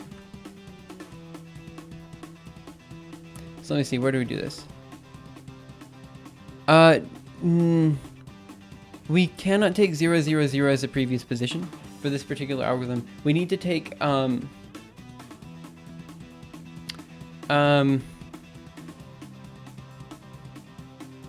so we're starting out at 1, 0, 0, right? Because we want an orbit. So we have to start off with some radius. So we would have to start at 1, 0, 0 as the previous position. We could try that. Yeah, what happens if we do that? Let's see. That would just mean, oh no, if we do that, it's going to accelerate straight into the center of the circle. At least it should. But that's a good test. Let's try that. So let's do 1, 0, 0. It should accelerate again right into the center of the circle. Let's go over here, Control D, and let's make it. Give it a second. dt squared. And let's do new plot. Yeah, okay. We see exactly what we'd expect. Acceleration in and out of the center of the circle. So it's just kind of going in and out. And this is again because the Verlet algorithm does not have the ability to just put in a velocity. So what we need to do is kind of induce the velocity, which is why I did what I did before, saying the previous time step, it was at a position of basically whatever it is along one dimension, you know, kind of minus something along the other direction. So here we're starting at this guy. So let's change this again. So we have the velocity, which is square root of 10 times 0.0001. I just want to see what happens if we increase the time step real quick. Oh, no, it's not. It's a good question. I mean, I'm sure a lot of people have the same question. Force integrate. I'm now seeing something that could be wrong with the force integrate function. So let's do this. Let's add a negative sign up here. Write this, go over here, Control D, and make. Okay, give it a second to do its thing. It should take about the same amount of time. New plot, out.dat. Okay. Look at this, guys. Looks better. Not much better. But looks a lot better. Okay, as Gustron said, it cannot be exactly 1. So let's go back and let's figure out what it needs to be exactly. So it should be, we should be moving along an arc. Yeah, exactly. So new page before. Okay.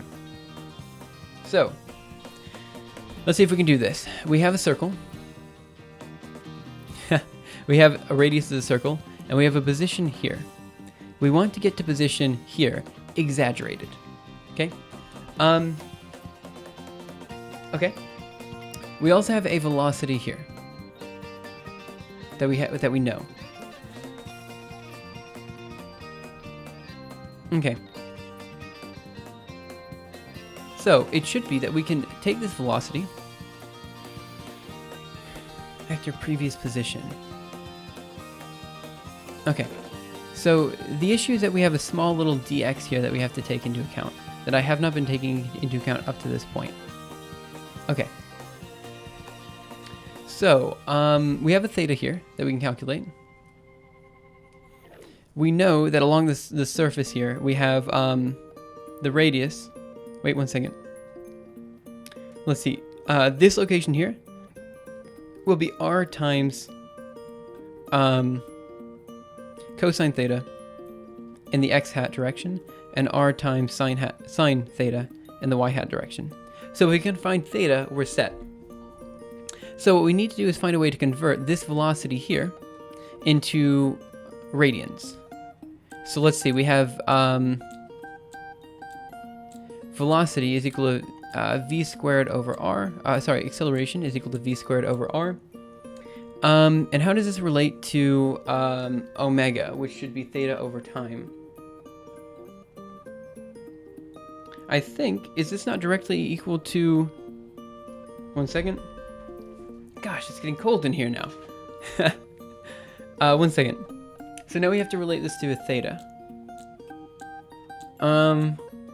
Gosh, this is all like freshman physics that I've completely forgotten. Acceleration v squared over r. That's fine, we can find that acceleration. That has to be acceleration towards the center of the circle. So I would imagine...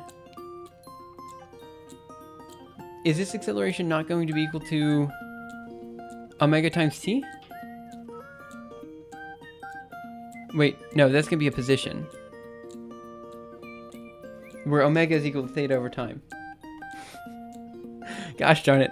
I guess this is going to be equal to the angular acceleration, which I'm going to put as alpha. And then we would say... wait, 1 second. We have alpha. Then we say omega. Omega is going to be equal to alpha times time. Theta is going to be equal to omega times time. Just look at the dimensions.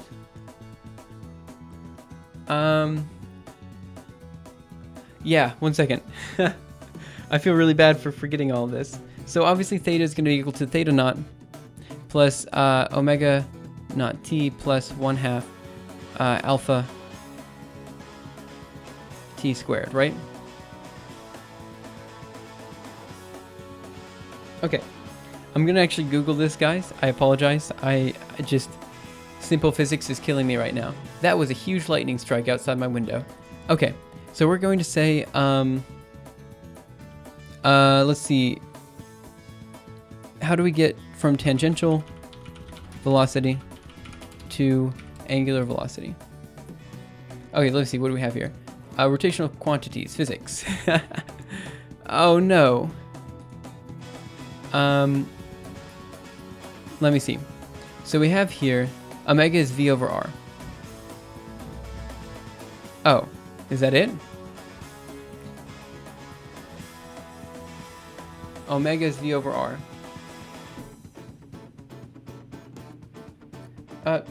1 second. Let me look outside real quick. The window's kind of foggy. Okay, sorry about that. I was hearing this weird buzzing. It turns out it is raining really hard outside. That's where the buzzing is coming from. Okay. So, is omega equal to v over r? Let me see. Guess here. It's like first grade stuff. Vt is equal to omega times r. That's what they said. Okay. Let's go over here. So, omega is going to be radians per second. So, if it's radians per second, then we need... Radians are basically unitless, so omega times r would be meters per second. I believe it's omega times r. Sure. Right? Who agrees with me that it's omega times r? V is equal to omega times r. If V is equal to omega times r, and what did I say it'd be otherwise? I said omega would be alpha times t, which sure it could be true. And let me see here. That means theta is going to be equal to omega times t.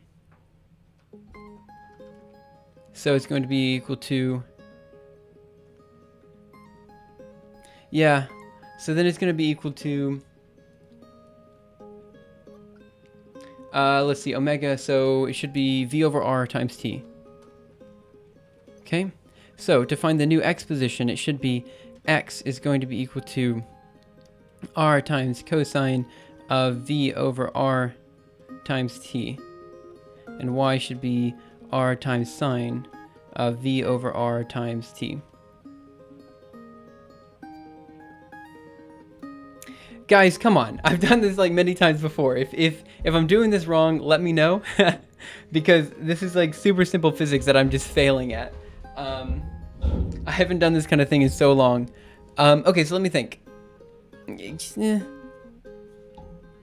V over R, if that is, let's see, per second times time. Sure, okay, units all work out. We'll go with that. So let's just go over here and let's do it. So I'm gonna go up here and I'm going to say p vector reserve, that's all fine. Let me go up here and say double velocity is going to be equal to, 1 second, square root 10. Okay.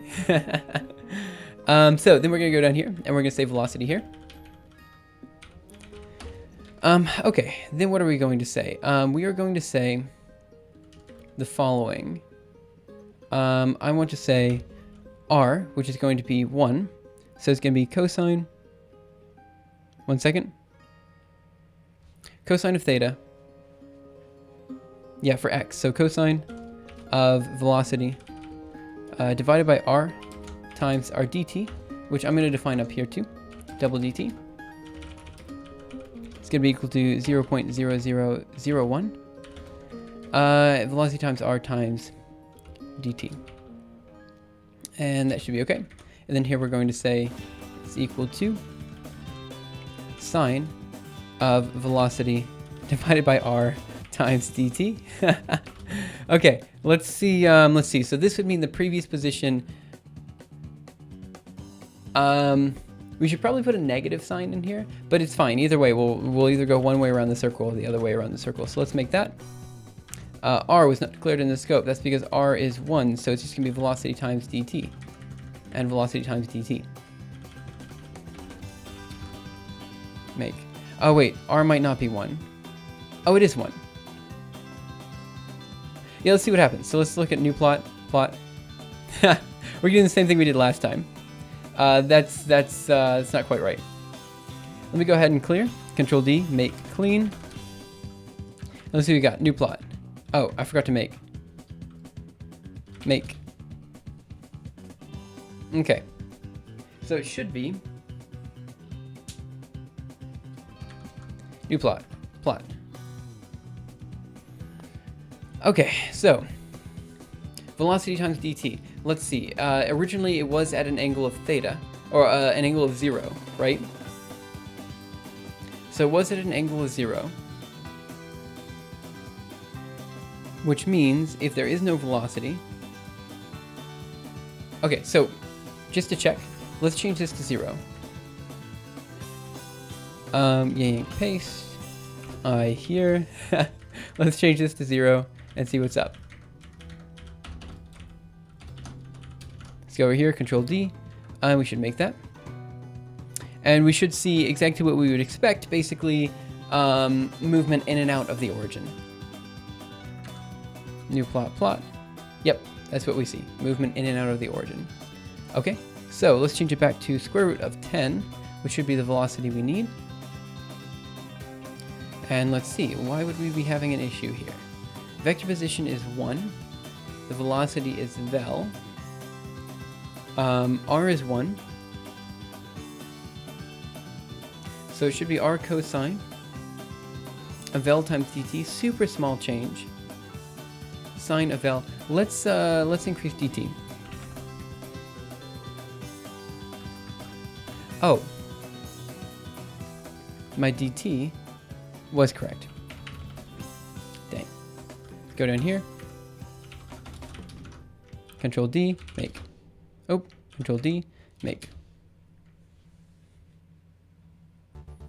Now let's go to new plot. See, we get closer and closer to the circle the smaller dt is, obviously. So I guess if we just change this to 2 orders of magnitude smaller, we change force integrate, or we change this to 100. We change the number of steps to, let's say, an order of magnitude higher. 2 orders of magnitude higher, why not? Control D, and we make that. Give it a second. Should take like, I don't know, 20 seconds to run or something.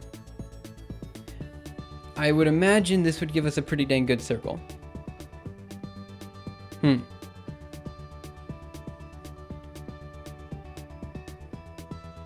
Anyway, while that's running, let's see if we can figure out this this thing. So again, the issue with the Verlet algorithm is it doesn't allow us to directly put in a velocity. So what are we saying here? We are saying that the particle starts at a position of basically 1, 0, which is what we want it to see, which is what we want it to be. Let's see, 2 seconds. At most, this should take 500 seconds, which is actually a long time now that I think about it. But let me look at this one more time. So we have the cosine. It should be r times the cosine of velocity times dt. And then we have the velocity times dt over there.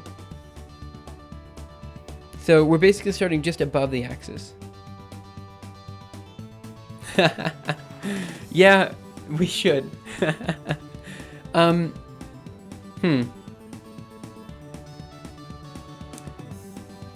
And this actually isn't even compile time. This is actually runtime that's taking so long. That's the nice thing about doing physics simulations. It's not usually compile time that's a big deal. It's usually runtime. So one thing I want to point out, guys. Okay. I think no matter where we are here, again, I said this before, we should probably take a break from the Barnes Hut stuff. And over the weekend, let's do color quantization. Should be easy. We'll see how far we go with that. It's currently lightninging outside. I'm probably not going to go outside. Oh, well, I usually go for a run today. Anyway, that doesn't matter. Point is, we are going to probably take a step back from this algorithm for tomorrow and the next day, which are Saturday and Sunday my time. And then we'll get back to this Monday your time. I think your previous X isn't right. That's exactly what you said before. Let me see. The previous X. Why would it be wrong? We give it an X, we give it a Y. Previous X should be cosine.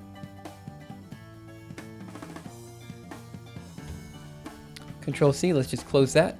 Let's go ahead and drop this in order of magnitude or 2. And let me see. Let's do std cout. Cout pvec of 0. Oh, actually just print.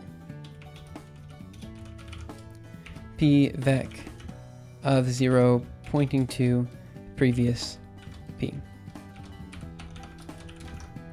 Let's go ahead and open up. Let's just make it. 1 second. It should be a dot. Let me go into the make file. And let's not put it to DevNull. Make. I'm not really sure what I'm outputting here. But the first guy we output is 1, 0.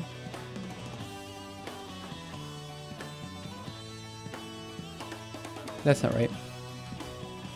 Oh, you're done. Well, let's take a look at it anyway. New plot. Plot pout.dat. That looks kind of like a curve. Okay. Let me see something here. Let me go to all my prints. And let's get rid of all of them. So let's get rid of that one. Next. That one. Oh, those are the only ones. Go over here. Control D. Make. Okay.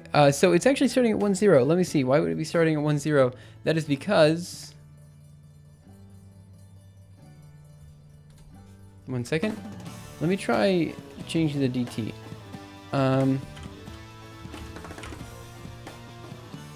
1, 2. 1 second. 1, 2. So that should be okay. Let's go over here. Let's make that. Why is it still 1, 0? Velocity square root of 10 times dt.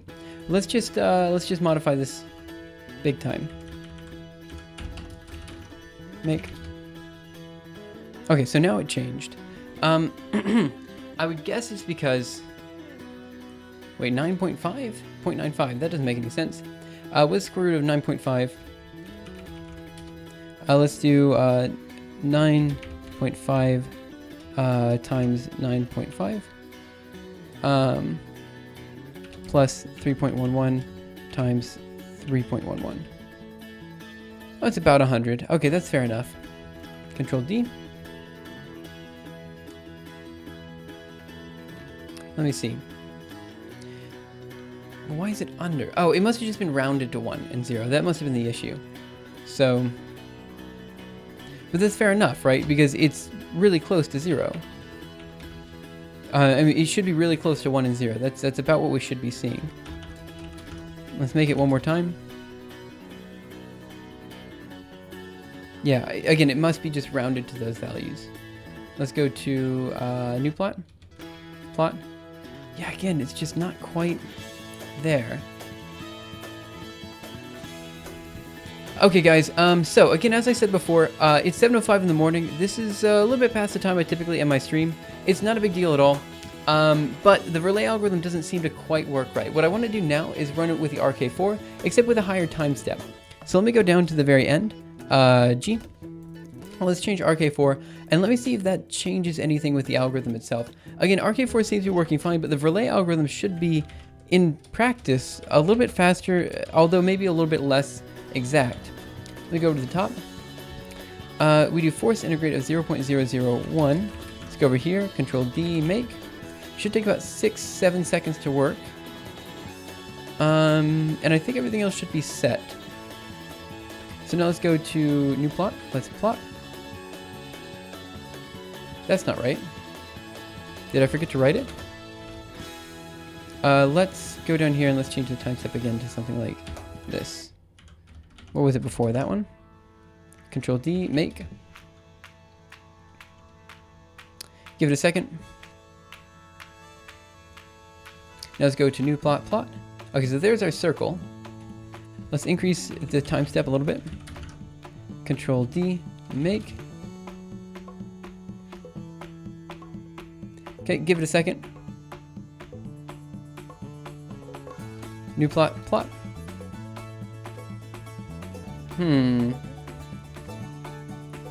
Let's let it run for just a little bit longer. Control D, make. I saw Beeman's algorithm last night. I just didn't quite look into it. Okay, so give this, while this is taking a little bit of time to run, let me see.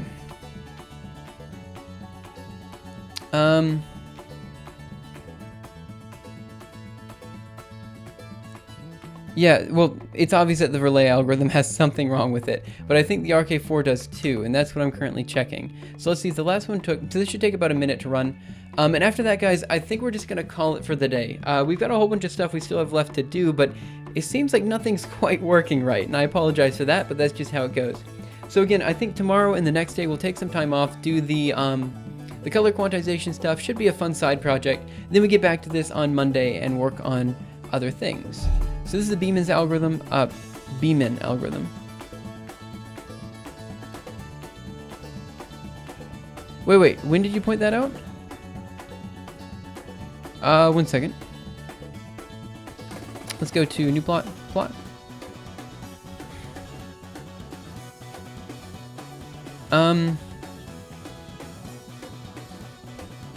Not quite sure what happened there. Anyway, guys, here's what I'm going to do. I'm going to go ahead and close this, or drop that down in order of magnitude. Leave this as it is for now. Right and quit. Yeah, we can open that up. I mean, the relay algorithm's super simple, right? All I do is I store the particle position into a temporary position. Then I say it's equal to 2 times particle position t. 2 times particle position minus the previous position, plus the particle acceleration times dt, which is exactly... Are you kidding me?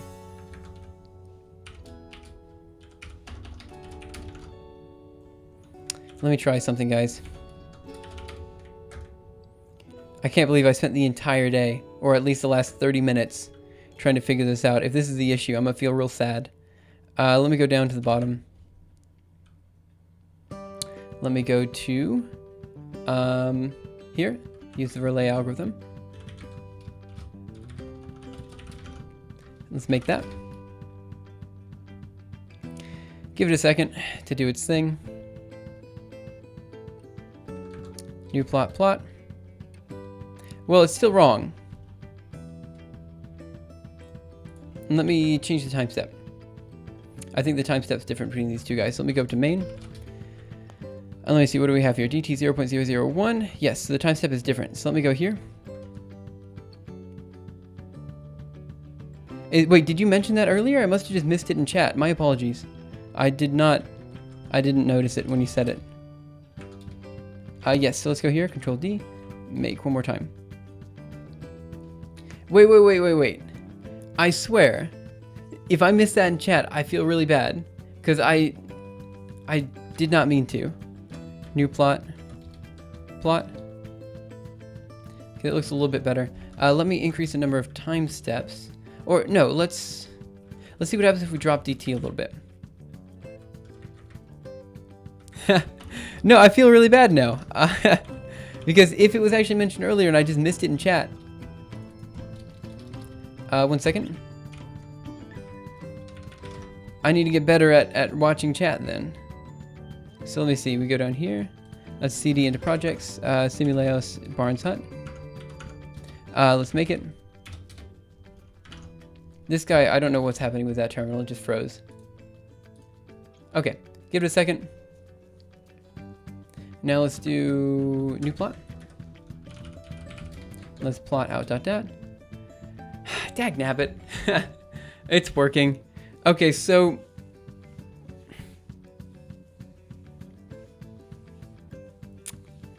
okay, good. So that's done. I'm gonna go ahead and right quit. And I'm gonna do a get status. Okay, let me check what we changed. So let's go into get diff make file. Looks like the only thing we changed...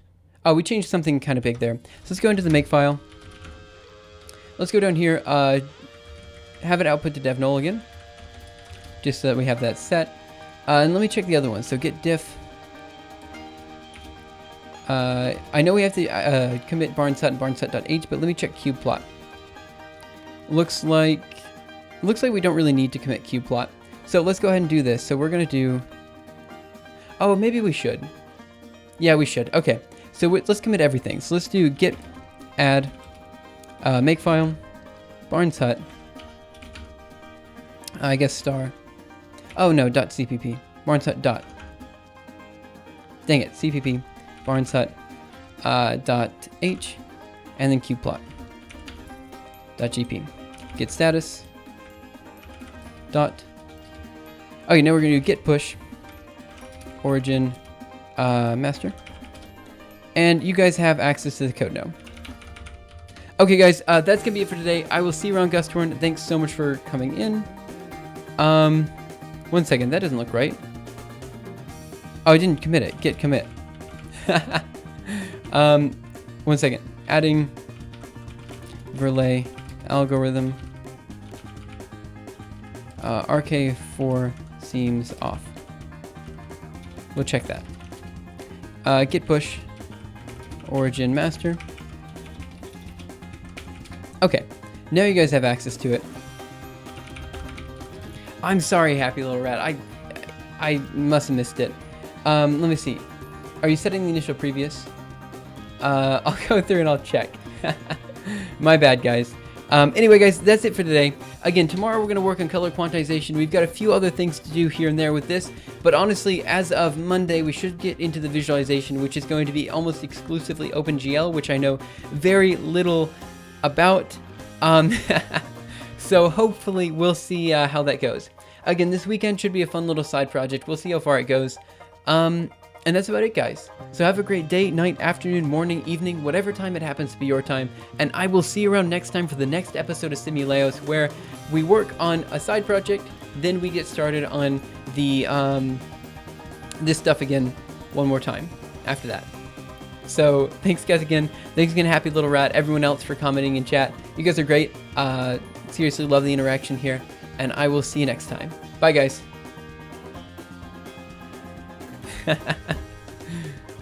Aw, man.